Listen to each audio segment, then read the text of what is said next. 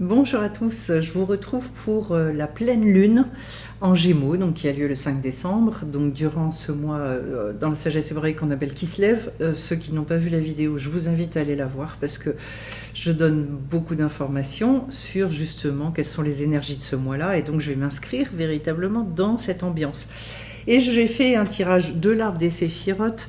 Eh bien pourquoi? Parce que tout simplement, on va arriver à la fête de Hanouka, donc cette fête qui nous parle de lumière, qui est une fête d'une grande simplicité, mais en même temps qui nous ramène vers la famille, vers voilà, l'aspect très reliance, et qui nous demande au sein de ces jours les plus courts de l'année, et bien finalement d'aller rechercher justement cet enthousiasme, cette lumière extraordinaire. Alors, j'ai commencé par tirer 2 lettres hébraïques et j'ai eu et le Vav et le Chet après.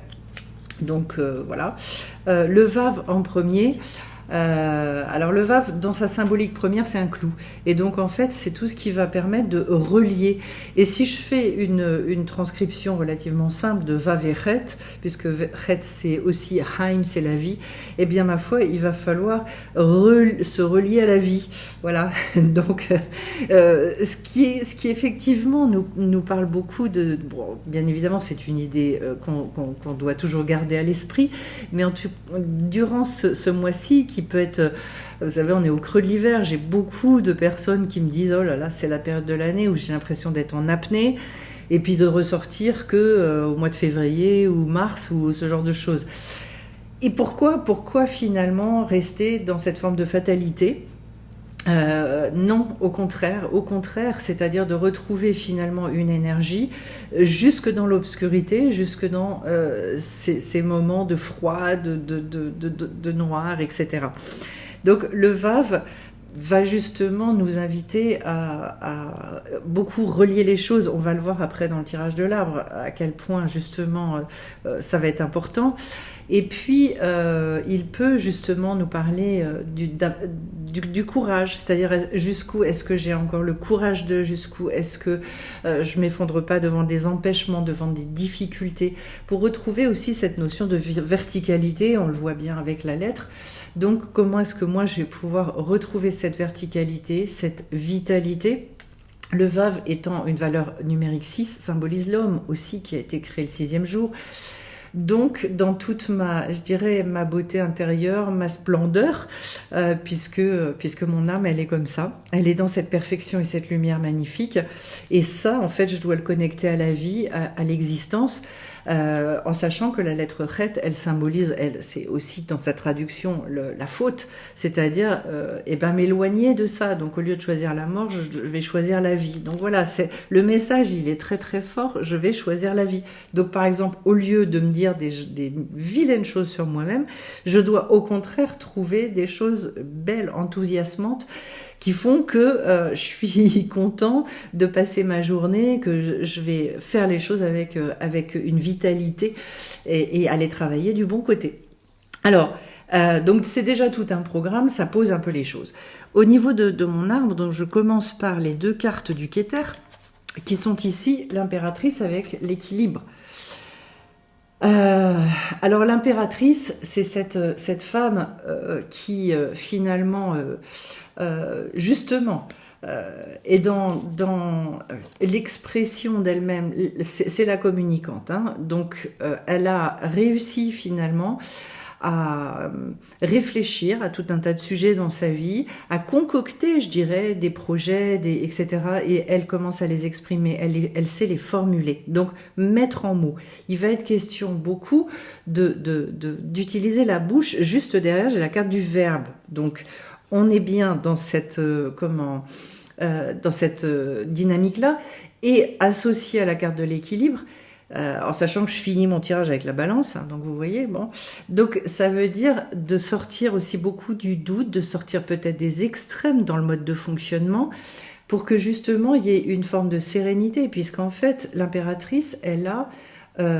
c'est une reine, il y a une royauté, donc il y a déjà quelque chose qui sort d'elle, qui s'exprime et qui est de l'ordre de je suis fière de qui je suis heureuse de pouvoir communiquer qui je suis, et de voilà, de l'avoir défini, parce que c'est déjà tout un travail, étant donné que sur Qui se lève, on était aussi dans le fait de pouvoir rêver, de pouvoir répondre à certains appels, déjà de les entendre, de les prendre en considération, eh bien, c'est très très joli d'avoir cette carte de l'impératrice. Le tout est associé à la carte de l'équilibre. Ce que j'ai envie de vous dire, c'est comme si finalement on nous disait, tant que ça, enfin c'est ça le but, il faut essayer d'atteindre ça. Alors, si je continue au niveau de la Chokhmah, donc de la sagesse révélée, eh bien j'ai la carte de l'ermite avec justement la carte du verbe. La carte de l'ermite nous montre déjà l'idée d'une fin de cycle, d'une forme d'aboutissement, puisqu'en fait on est sur un degré 9, l'ermite étant quelqu'un qui est très intériorisé, et durant Qui se lève, on a dit le Sagittaire, justement, oui, c'est quelqu'un, il mûrit les choses, c'est quelqu'un de riche intérieurement, qui mûrit les choses, et qui en tire une lumière. Il a cette faculté aussi d'aller regarder au point positif, et donc en fait, il va avoir conscience de cette richesse, donc un besoin d'avoir conscience de notre richesse et de savoir, encore une fois, l'exprimer. Le verbe, ça veut dire que ça doit passer par la voix et ça doit être dit à voix haute. On avait l'impératrice juste avant, je vous ai dit que c'était la communicante, donc c'est le moi pour être capable de parler de soi, de parler de la vie, de parler des autres également sous cet angle-là. Sachant qu'en plus, et dans ce jeu on nous en parle bien évidemment, mais on parle du verbe créateur, autrement dit, et c'est un pouvoir que Dieu a délégué à l'homme. Autrement dit, oui, sont des cours en soi, c'est un monde de parler du verbe créateur, mais l'être humain a également cette puissance et ce pouvoir par sa bouche de créer les choses, et on le sait bien. Voilà, je ne vais pas rentrer plus avant dans le sujet, mais c'est énorme. Alors au niveau de la Bina, donc on va dire l'intelligence, mais une intelligence qui n'est pas l'intelligence seulement humaine, qui va partir de la révélation. J'ai la carte du pendu avec la carte de l'axe. Ça me parle très fort parce qu'en fait, si on veut renouveler sa vie, si on veut évoluer, on est obligé de passer par le pendu, qui est donc ce degré 12. À un moment, c'est impressionnant d'ailleurs dans le tarot, dans les lames majeures, parce qu'en fait, juste avant, on avait la force. La force nous parle de l'être réconcilié. Et puis, derrière, on a le pendu. C'est-à-dire, je me suis réconciliée avec moi-même. Première chose que je vais faire, je vais me coller à l'envers. Il le fait volontairement pour essayer, justement, une fois que je suis dans cette réconciliation, donc j'ai trouvé une sérénité, un équilibre avec moi-même, il faut que je me remette en question. Et il faut que je sois inséminée par de nouvelles choses, de nouvelles idées, que je regarde les choses autrement. Et c'est sûr que quand on est suffisamment réconcilié avec soi-même, on a cette capacité à ce moment-là de s'ouvrir et donc de pouvoir accéder à une intelligence supérieure. Et c'est comme ça qu'on avance et c'est comme ça qu'on évolue. En sachant que la carte de l'axe, ça nous parle d'être le canal de toutes les énergies. Donc en fait, on est exactement dans ce qu'on vient de dire. Si moi je peux recevoir, si je suis en capacité de recevoir, alors oui, et le pendu se met en capacité précisément de recevoir, alors oui, je peux vivre des retournements, des chamboulements qui vont me mener derrière à l'arcane sans nom, qui est la 13e carte. Autrement dit, faut s'attendre à des bouleversements, faut oser ça, et se dire que c'est pour chacun d'entre nous. C'est-à-dire que ce sont pas... Et tout ce dont je parle là, c'est pas de la philosophie. C'est-à-dire que à un moment donné, ce sont des choses à mettre en œuvre avec des conseils spécifiques, des conseils précis pour précisément réussir et l'identifier. J'entends, c'est petit à petit, et c'est ça, je pense, qu'on a besoin d'acquérir, et c'est pour ça que c'est important d'étudier. C'est parce que si on veut vraiment découvrir cette liberté et ce positionnement et avoir la jouissance de ce renouvellement, on doit être capable de le mettre en mots. Il n'y a rien de plus frustrant que de ressentir que les choses, elles bougent, mais finalement, de ne pas être capable, parce que la mise en mots va acter, je dirais que ça va signer, ça va ancrer les choses. Et donc, mettre en mots, on retrouve la notion de verbe, c'est être aussi capable de se définir avec une grande clarté et donc de se renforcer beaucoup. Voilà. C'est très étrange parce que ce qui vient là, c'est aussi justement cette notion précisément pour accéder à la liberté d'être capable d'exprimer. C'est très fort. Au niveau du date, eh bien en fait, j'ai la carte du chariot avec la carte de l'énergie. Donc, alors on voit qu'on nous parle beaucoup d'énergie aussi dans ce avec l'axe. J'avais le canal de toutes les énergies, l'énergie. On va voir l'éther plus tard, etc. Le date, c'est cette position finalement justement de la prise de conscience des choses dans la réalité, dans le concret, etc. On nous dit en fait c'est ça qui nous redonne la vitalité du chariot, et le chariot est un degré 7, autrement dit ça y est, j'arrive à sentir que je suis couronnée. Je ne suis plus ce que les sages appellent un roi sans couronne. C'est-à-dire en fait je me prends pour je sais pas qui et je sais pas quoi, mais en fait comme je ne le vis pas véritablement, je suis un roi mais j'ai pas la couronne. Donc, quelque part, je dirais que c'est très frustrant. Voilà. On peut pressentir des choses, mais quand on n'arrive pas à les vivre, eh bien, le chariot vient nous dire tout l'inverse. Il y a cette notion, bien évidemment, de réconciliation. Il y a cette notion de reprise de cohérence avec soi-même, qui fait qu'effectivement, les deux chevaux qui sont sur la carte, un blanc, un noir, eh bien, finalement, sont tous les deux, on tient les rênes et on arrive à je dirais vivre ce que l'on a envie de vivre. Voilà. Alors, cette carte de l'énergie, elle nous parle de retrouver de l'enthousiasme, de retrouver de la vitalité, de retrouver de la joie aussi. Voilà. Sur quelle énergie je me connecte, en fait? Si je suis sur l'énergie du chariot, eh bien, a priori, je suis plutôt bien partie, puisque en fait, j'ai cette sensation de pouvoir acter, de pouvoir agir dans ma vie, parce que c'est une carte d'action terrible, le 7 représentant notre monde. Donc normalement, je suis bien avec moi-même. Quand on est dans des temps de paralysie, c'est extrêmement difficile à vivre. Et alors après, ça va m'intéresser beaucoup. Pourquoi? Parce qu'on va parler des midotes. Et que, en fait, alors les midotes, c'est tout ce qu'on va traduire, ça se dit mesure, mais ce qu'on traduit nous en français, en règle générale, par qualité et défaut. En fait, c'est toute la manière dont je vais réussir à vivre chacun de ces archétypes. Le chesed figurant donc la bonté, la générosité, etc. J'ai la carte de la tour avec la carte de l'alliage. Alors ça, c'est énorme. Enfin, la tour, c'est la maison Dieu. Et donc, c'est de retrouver, je crois, une générosité, un regard d'une générosité vis-à-vis de la vie, vis-à-vis de nous-mêmes, vis-à-vis des autres, qui est absolument énorme. L'alliage, c'est l'union de, a priori, deux métaux qui ne sont pas les mêmes. Et on va les fondre l'un avec l'autre pour créer cet alliage, c'est-à-dire en fait faire et bien qu'en fait on n'arrive même plus à discerner finalement où est tel métal et tel métal. Ça veut dire en fait qu'il faut que je sois tellement... ce besoin à un moment donné de faire corps avec les choses, avec soi-même, avec la vie. Tout ce qui nous met dans le doute, tout ce qui nous rend triste, nous met dans la mélancolie, dans toutes les énergies négatives, c'est précisément partout où on ressent une séparation, du tiraillement, un côté et l'autre côté, et qu'en fait il y a bagarre entre les deux.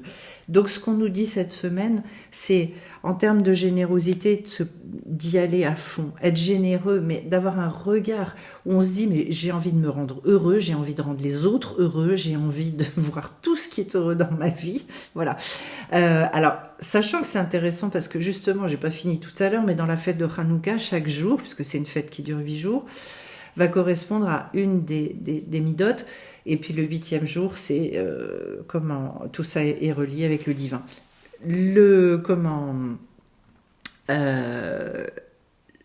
premier jour, alors le premier jour, on va commencer par Bina. Je peux pas expliquer pourquoi tout ça est un petit peu compliqué, mais en tout cas, le 2e jour, justement, qui va correspondre à lundi soir et mardi, eh bien on commence par le reset. Donc c'est d'essayer de penser durant cette journée-là, de vivre mardi avec je dirais, un regard d'une générosité, d'une bonté, d'une fraîcheur absolument extraordinaire toute notre journée pour voir en fait ce que ça fait. Faut expérimenter, faut oser.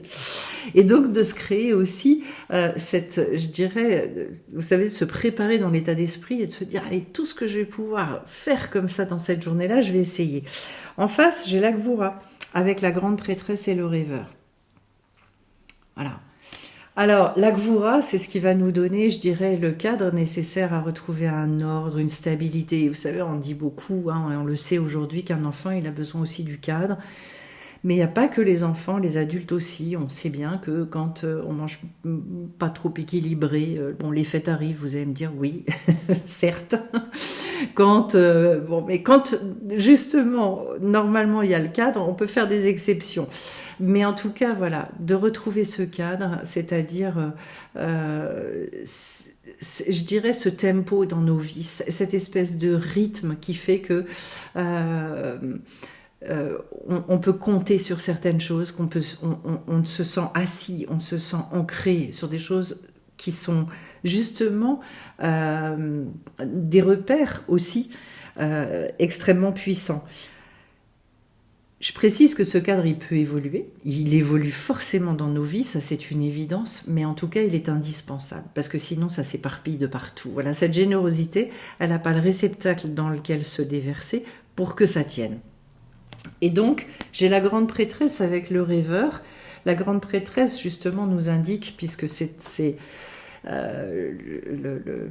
le côté, c'est un degré 2, donc c'est encore en gestation. Alors peut-être d'avoir besoin de réfléchir à nos priorités, de remettre certains cadres, de le faire évoluer justement durant cette semaine et de se poser la question, durant le 3e jour de Hanouka, eh bien, qu'est-ce que j'aurais envie, ce sur quoi j'aurais envie de m'appuyer, de retrouver dans mon quotidien ou dans ma semaine ou dans mon mois, c'est-à-dire des rendez-vous, de fixer aussi des rendez-vous avec moi-même, pour que finalement ce soit aussi des repères qui me permettent à la fois temporels, mais également spatiaux, parce qu'il y a des fois, voilà, on a besoin dans l'espace d'avoir un lieu de vie rangé, agréable, beau, etc.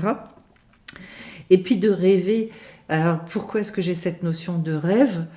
Encore une fois très attachée au mois de Kislev, eh bien parce que peut-être que justement j'ai besoin de faire évoluer et que ce cadre-là il me fasse beaucoup plus rêver. Est-ce que moi je perçois le cadre, en tout cas le cadre dans lequel je vis à l'heure actuelle, comme quelque chose d'obsolète, d'enfermant, et peut-être que j'ai besoin de le voir comme quelque chose au contraire qui va m'apporter un ancrage, un épanouissement. Est-ce que mon cadre de vie me plaît ? Voilà, dans mon rapport à tout, dans mon rapport à la nourriture, dans mon rapport à mes activités, dans mon rapport à mon travail, dans mon rapport à mon organisation. Voilà.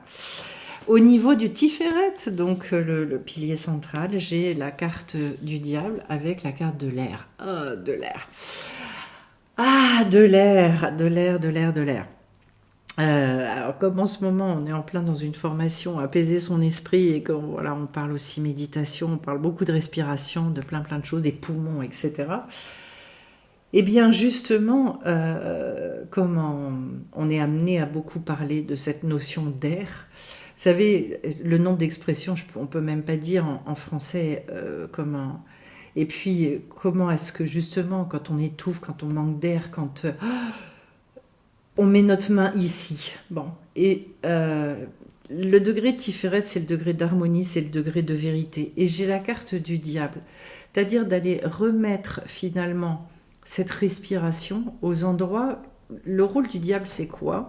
C'est de venir nous chercher dans des hontes, des humiliations, des choses. De venir nous titiller sur des choses qu'on vit de manière très négativement et qui nous génèrent de la souffrance. Donc de traiter des souffrances, retrouver finalement cet équilibre, cette vérité, c'est arrêter de se définir comme ça, arrêter de se définir au travers de nos souffrances, mais de pouvoir retrouver cette force extraordinaire. Et là, je vous inviterai aussi à aller voir la vidéo que j'ai faite sur la prochaine paracha de Vayigash, donc qui va sortir dimanche prochain, pour Vaishlar, pardon, pour vraiment pouvoir se dire non, je veux pouvoir respirer dans toutes les situations de ma vie. Et quand je vois quelque chose, une énergie négative qui se présente à moi, pour pouvoir remettre de la vie dedans et remettre de la vie. Donc il est beaucoup question de à quel air je me connecte. Alors, en hébreu, vous savez qu'il y a différents niveaux d'âme. Nefesh, Ruach, Neshama sont les trois premiers. Le Ruach, c'est le vent, c'est l'air. Et donc, en fait, on nous dit, Rabbi Nachman nous explique que dans nos vies, on est très souvent connecté, la majorité du temps, au Ruach Sehara, c'est-à-dire le vent de tempête. Et nous, c'est tout ce sur quoi on a travaillé, c'est rigolo durant cette formation-là, c'est-à-dire comment est-ce que j'arrive à me connecter au souffle de vie. Donc d'aller se connecter au souffle de vie systématiquement. Quel que soit ce que je traverse et ce qui m'arrive dans ma vie, j'ai la possibilité de me reconnecter au souffle de vie. Et donc, c'est pas parce que je vais aller bien, parce que tout va bien dans ma vie, je vais aller bien parce que je vais bien. Et que du coup, je vais pouvoir effectivement traverser tout ce que j'ai à traverser. Très fort ce tirage. Alors après, au niveau du Netzach, j'ai l'amulette avec la carte du jugement, qui est une carte, la carte du jugement extraordinairement libératrice. C'est un moment, on est sur un degré 20. Autrement dit, en fait, on a fait 2 fois le cheminement des 10. 10 plus 10. Voilà, je suis une grande mathématicienne, comme vous le voyez. Et donc, en fait, ça fait 2 cycles qui nous permettent, après, d'arriver à la carte du monde. Donc cette mandorle, cette réconciliation profonde avec la vie, où finalement justement on est capable d'être serein, d'accepter la vie, de dire un grand oui à la vie, quel que soit ce qu'on traverse. La carte de l'appel va nous offrir un moment d'abord de réussite profonde, de joie, de justement cet enthousiasme dont je parlais tout à l'heure. En lien avec l'amulette, j'ai envie de vous dire, et sur l'endroit du Netzach qui est la détermination, et le Netzach littéralement veut dire éternité. Autrement dit, jusqu'où est-ce que je crois, j'ai la Emouna, et j'ai cette force, cette puissance de croire dans tout ce qui compte pour moi et ce qui comptera justement à l'éternité, c'est-à-dire vous savez, cette petite voix intérieure qui dit c'est pas possible que moi, durant mon incarnation, je puisse pas exprimer telle et telle chose. Je veux pas pouvoir me dire à la fin de ma vie, ah, mais ça comptait tellement pour moi et je suis passée à côté. C'est de ça dont on parle ici. Alors on y arrive parce que justement, pas à pas, on met des petites choses en place, des petites choses. Et ce pas à pas, il ouvre des portes jusqu'à ce que justement on se retrouve dans l'endroit où on va être capable de réaliser ce qu'on avait décidé. La carte de l'amulette, ce sont des rappels. C'est une espèce de pense-bête qui est là pour nous dire « souviens-toi de ça, souviens-toi de ça ». La carte de l'amulette, pour moi, va consister aussi beaucoup, justement, dans la mémorisation des conseils et des conseils des sages.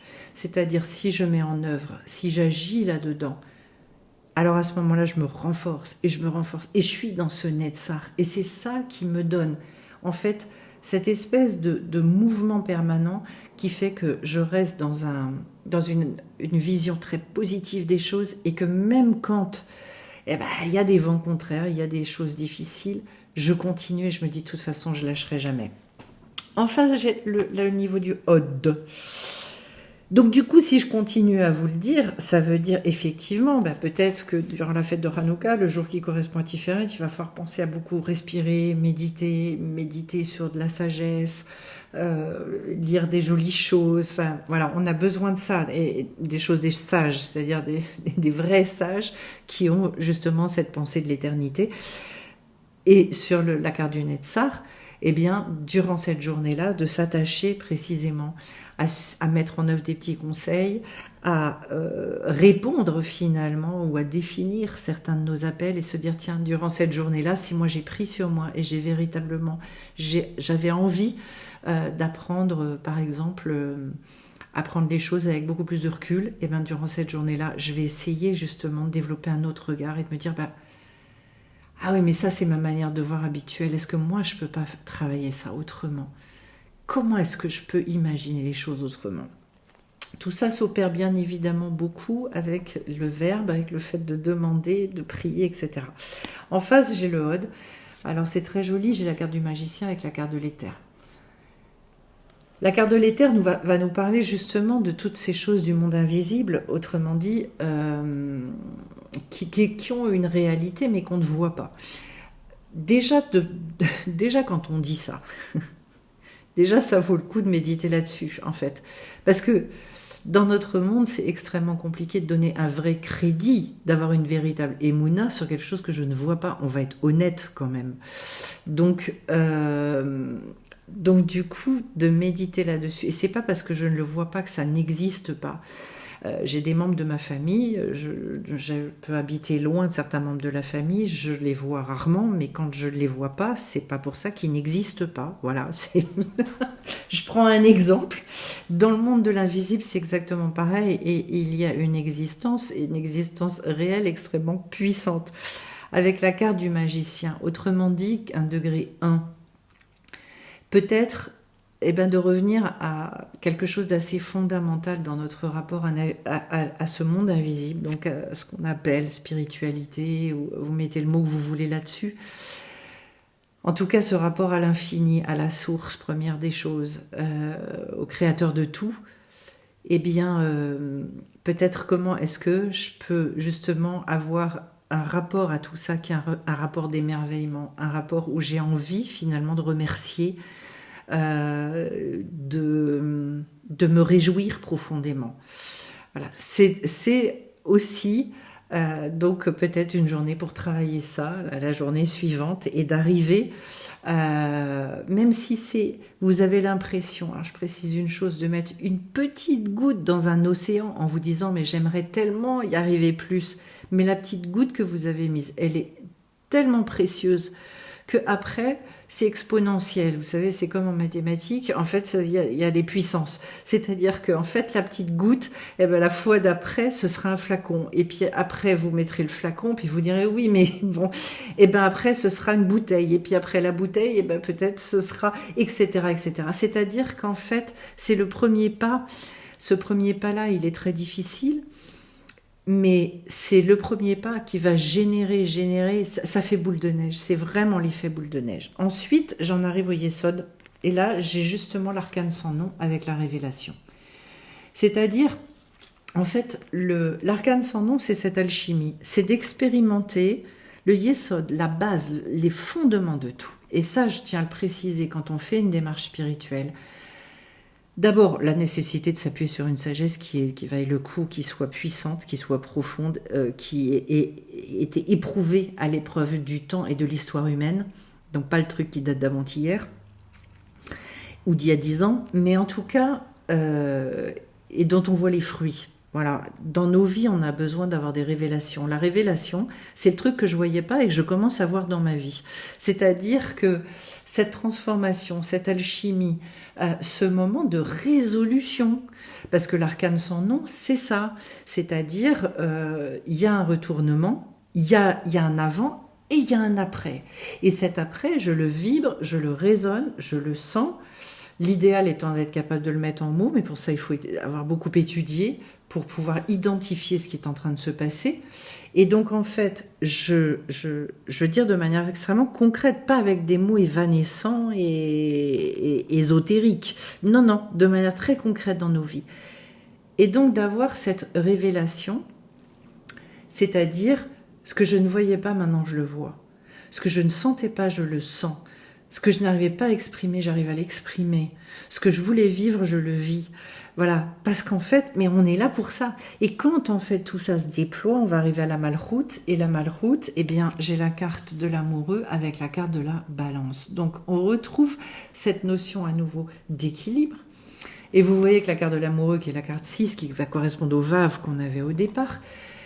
Donc, en fait, c'est de retrouver cette verticalité et cette capacité à faire des choix en conscience, donc de sortir du doute, puisqu'en fait, l'amoureux, c'est ça.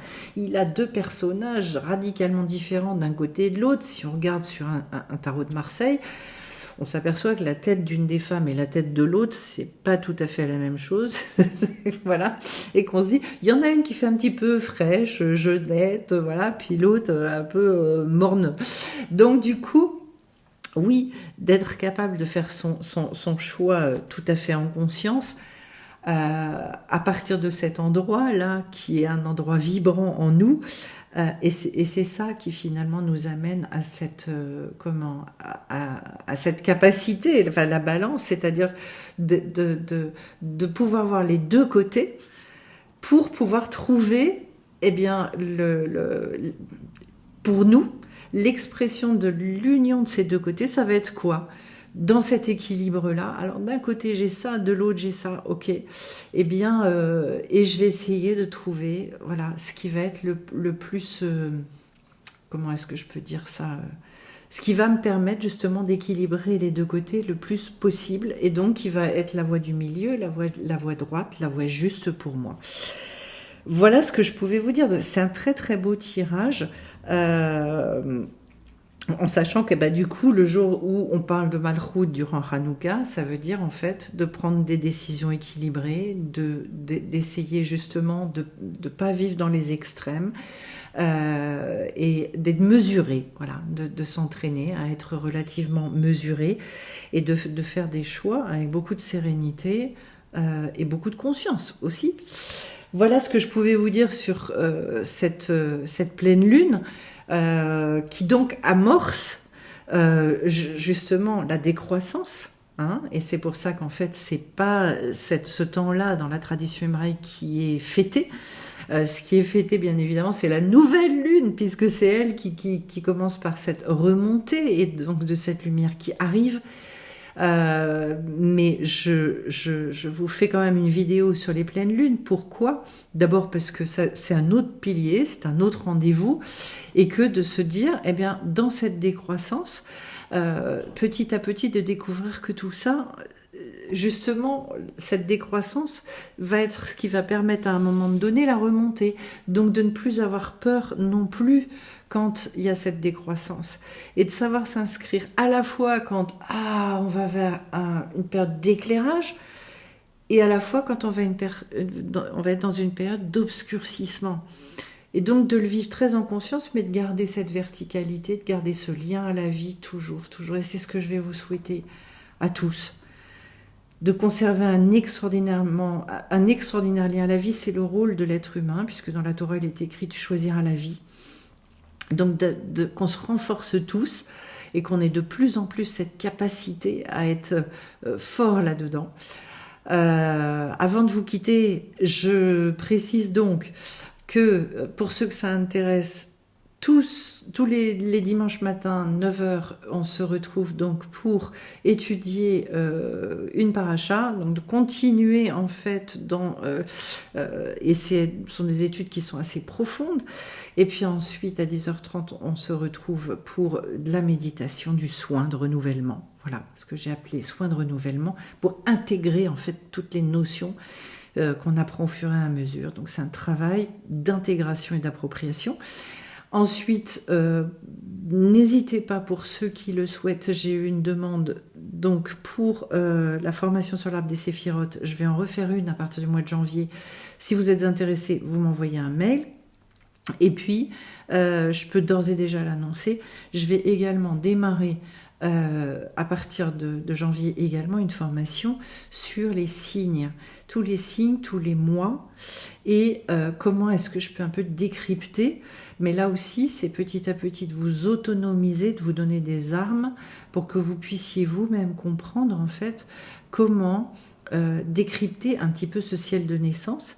Pas du tout dans le sens de faire du prédictif, je le précise. D'abord, c'est interdit dans la sagesse hébraïque.